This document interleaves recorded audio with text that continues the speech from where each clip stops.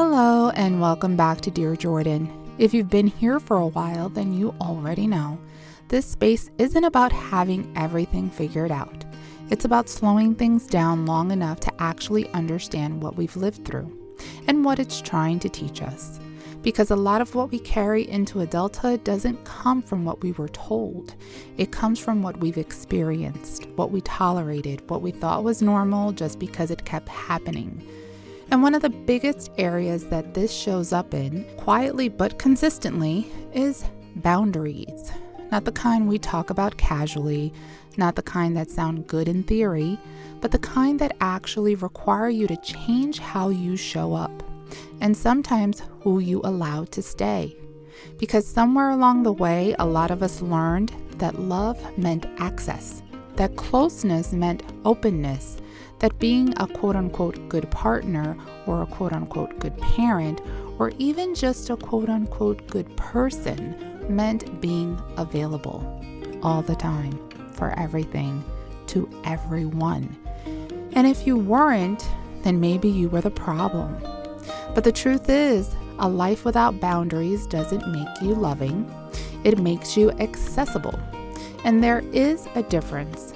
So today's letter is about that difference, what boundaries actually are, why they matter, and what it looks like when you have to learn them the long way. So grab yourself a cup of coffee and listen in.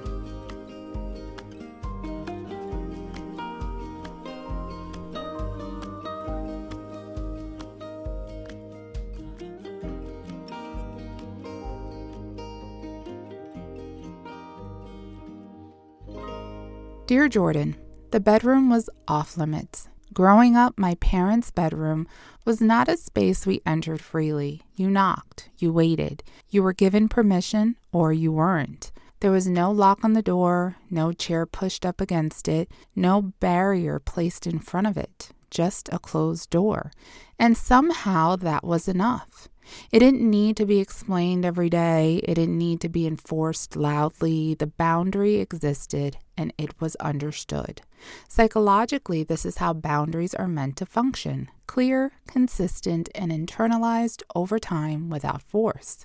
Biblically, even God establishes boundaries and separations from the very beginning, showing that structure is not restriction, it is design.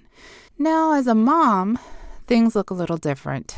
There are locks on my doors, mostly because they came with the house, but I use them, not because I'm trying to keep you out, but because I'm trying to show you something I had to learn much later in life, that boundaries are allowed to exist, even inside love.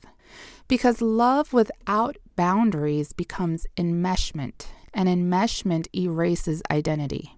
Even as a single mom of 4, where space is shared, time is stretched, and privacy can feel something like you have to negotiate for, I still choose to create boundaries because you are watching me. And one day, whether you realize it or not, you will build a life based on what you saw me allow and what you saw me protect. Children don't learn boundaries from what they are told.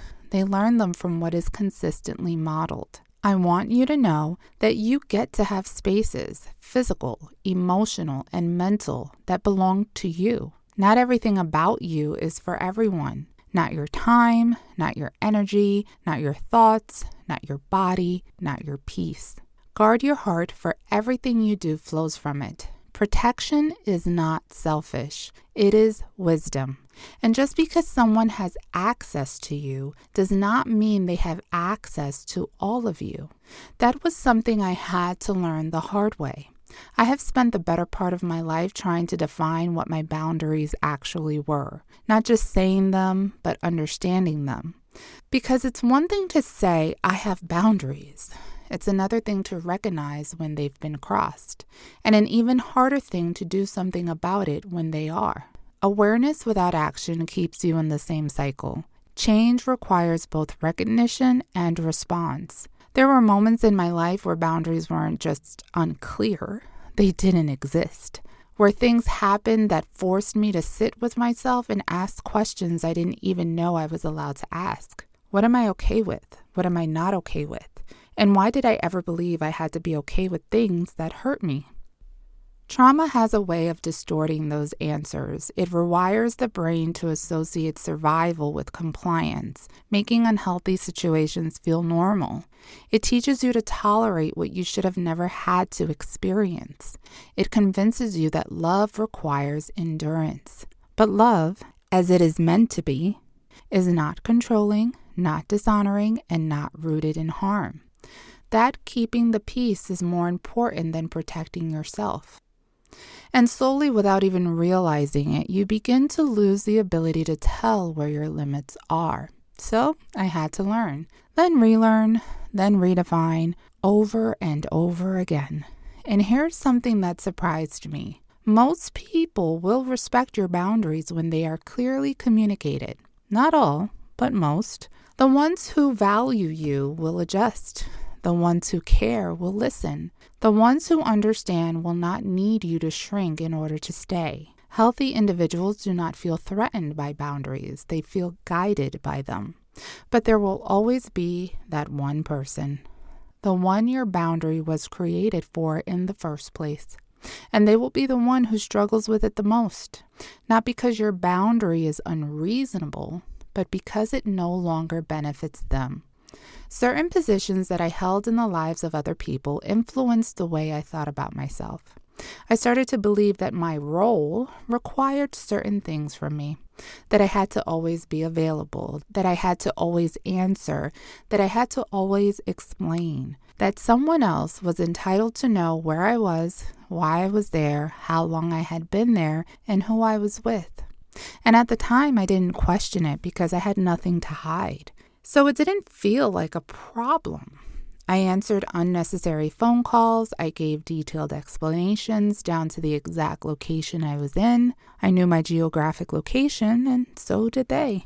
Not because I was hiding anything, but because I had convinced myself that transparency meant trust, that access meant love. This is how control often presents itself, disguised as care, framed as concern. That if I wasn't doing anything wrong, then there was no reason to hold anything back. But what I didn't realize was this. I wasn't being open, I was being monitored. Over time, this creates hypervigilance, where you begin to explain yourself even when no explanation is required. I answered questions that didn't need answers. Who are you working with? Are they male? What's their name? How old are they? Are they in a relationship? And I answered every single time. Not because I wanted to, but because somewhere along the way, I started to believe that being in a relationship meant that nothing about me was private, that love required full access, that boundaries didn't belong in close relationships. But closeness does not eliminate individuality. Even unity does not remove personal responsibility. And slowly, without even realizing it, I stopped asking myself a very important question. Was I comfortable with this, or was I just complying with it? Compliance is rooted in fear. Comfort is rooted in safety, because those are not the same thing. And that difference matters more than most people realize. Then the breakup happens, and you think, oh, freedom. Except when you're dealing with someone who has already shown you that they are willing to cross boundaries within a relationship, ending that relationship doesn't automatically make them respect the ones you set outside of it. Because to them, a breakup isn't a boundary.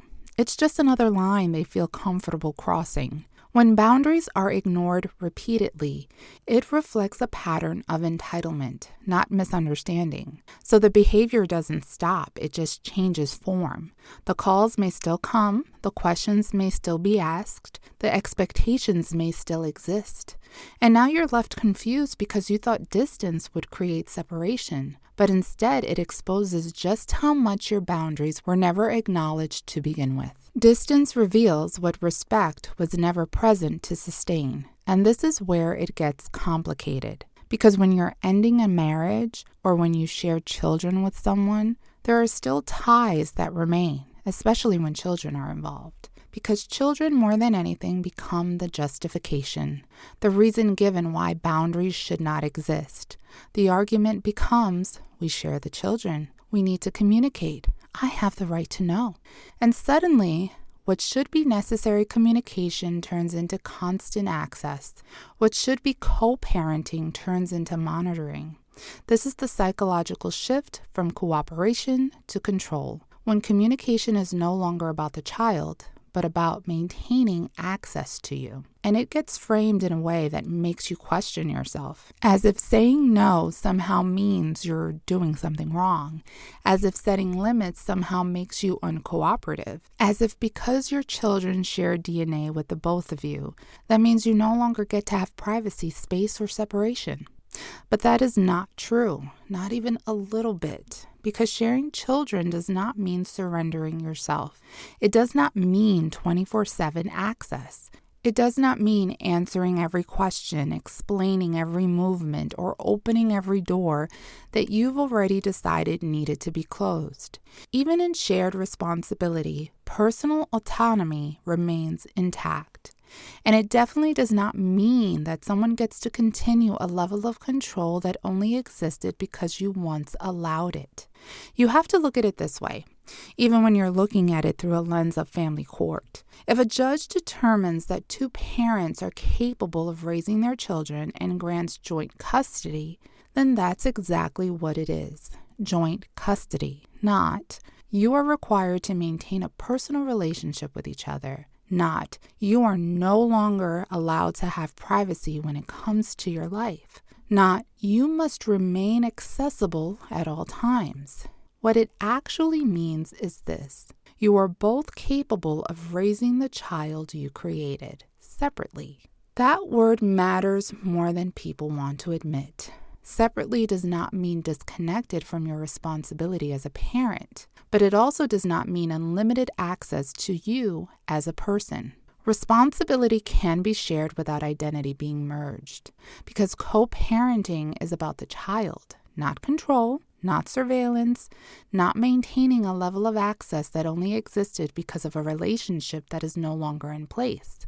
And somewhere along the way, people blur that line. They confuse communication with entitlement. They confuse involvement with access. They confuse shared responsibility with shared control.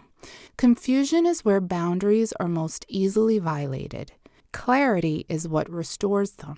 But the court doesn't grant control over you. It recognizes responsibility for the child. Those are two very different things. Authority over a child is shared. Authority over a person is not transferable. And if you don't understand that difference, you will find yourself living inside a dynamic you thought you had already left. I have seen situations where control is the only thing someone truly wants. And when that's the case, they will use anything to get it, even the child. Because control is not rooted in logic. It is rooted in insecurity and the need to dominate outcomes. There are times where someone will create a sense of urgency that doesn't actually exist. Claim something is wrong, exaggerate the situation, say the child is hurt, just enough to make the other parent drop everything and come running. And to a healthy mind, that feels sick, because it is. But to someone who only wants to control, the method doesn't matter. Only the outcome does. So everything becomes a tool. Every situation becomes an opportunity. And nothing is off limits if it gets them what they want. When someone lacks internal regulation, they will attempt to control external circumstances instead. What's unsettling is that we've seen this pattern before. You will find it in true crime stories all the time, moments where someone loses control, and instead of accepting that loss, they escalate, they manipulate, they pressure, they create chaos. And sometimes it ends in something irreversible. But that's what's even more unsettling, is how that same pattern gets minimized in everyday life. People will witness the behavior and brush it off. They will say things like, he's just crazy. She's just like that. That's how they just are. As if, quote unquote, crazy is an explanation. As if it's something to be expected. As if harmful behavior becomes acceptable simply because it's familiar. Repetition does not make dysfunction normal. It only makes it recognizable. But dysfunction does not become normal just because it happens often. And someone's inability to regulate themselves does not become your responsibility to accommodate. Each person is responsible for their own behavior, not excused by it. Boundary setting is not optional. It's necessary, and it needs to happen early, not after patterns are already established, not after lines have already been crossed, and definitely not after you've convinced yourself that it's not that big of a deal, because it always becomes a bigger deal later. What is tolerated early becomes expected later. No one should have full access to you simply because they've been given a title. Boyfriend, girlfriend, partner. Those words do not equal ownership. They do not grant unlimited access to your time, your thoughts, your movements, or your privacy. Love is not possession, it is stewardship. And the earlier you understand that, the less you will have to undo later. Red flags and triggers don't magically appear out of nowhere. They show up early.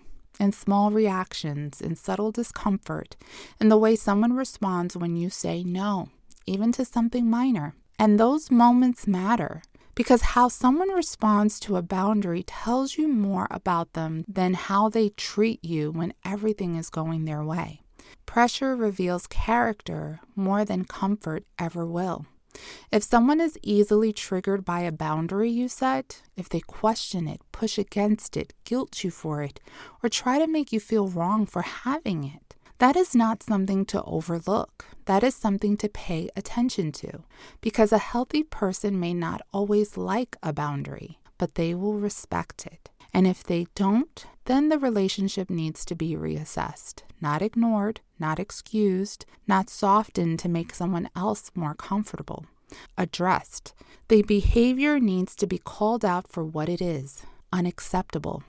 Not to attack the person, but to give them the opportunity to recognize it, take accountability, and make a change, to grow, to get help if they need it. But if they choose not to, if the behavior continues, then it does not become something you manage. It becomes something you carry, and that is where it turns into a burden, one that slowly wears you down, one that asks you to adjust, shrink, and accommodate in ways that are neither healthy nor fair. You are not called to carry what someone else refuses to correct, because you were never meant to carry someone else's inability to respect you. Respect is not a big ask. It isn't excessive, it isn't unrealistic, and it isn't something that should feel like it has to be negotiated. Respect is not conditional. It doesn't require perfection. It doesn't require you to earn it over and over again. It requires one thing: action. Consistent, observable action on the other person's part. Not words, not promises, not temporary change when it's convenient. Action. You will know them by their fruit, not by what they say, not by what they consistently do. Now, this isn't to say that people can't grow. They can. People can learn. They can become more aware. They can recognize harmful patterns and choose to do better. But growth does not erase patterns, and patterns matter. Because when something shows up repeatedly, it's no longer a mistake. It's a behavior. Repetition reveals identity more than intention. And when that behavior continues despite being addressed, despite being communicated, despite being given space to change, that is your warning. Because you cannot love someone out of control. You cannot be patient enough, understanding enough, or accommodating enough to make someone respect you. Love does not override free will. People choose their behavior. It doesn't work that way, and no external system can force it either. A judge can issue an order, but an order doesn't guarantee compliance. It only outlines expectation. External accountability does not replace internal conviction. At the point where behavior has crossed into abuse, where boundaries are repeatedly ignored, where control is persistent, where respect is absent, change has to come from something deeper. And sometimes the only thing left to hope for is that something within that person is confronted in a way that leads them to change. Because transformation is internal. It cannot be forced from the outside. Because you cannot do that work for them. So if there's anything I want you to take from this, Jordan, it's this. You are allowed to have boundaries. Not just when it's easy, not just when people agree with them, not just when they are understood without explanation, but especially when they are challenged. Because boundaries are not a reflection of how much you love someone. They are a reflection of how much you understand yourself and how much you are willing to protect what God has entrusted to you. Your peace, your mind, your body, your time, your life. There will be moments where holding a boundary feels uncomfortable, moments where you will question yourself, moments where you will wonder if you're being too much, too distant, or too firm. But discomfort is not always a sign that something is wrong. Sometimes it's a sign that something is finally being done right. Because you were never meant to live a life where access to you is unlimited, where your presence is expected, where your silence is required to keep things calm. You were created with intention, with identity, with the ability to discern what is good for you and what is not, and with the responsibility to protect it. So don't confuse love with access. Don't confuse closeness with control, and don't confuse someone else's reaction with your responsibility, because it is not your job to make people comfortable with boundaries that were necessary for your well-being, and it is not your job to carry what they refuse to confront within themselves. Your job is to know who you are, to stand in it, and to protect it without apology. I am saying this with all the love I am still learning how to give. Your mom.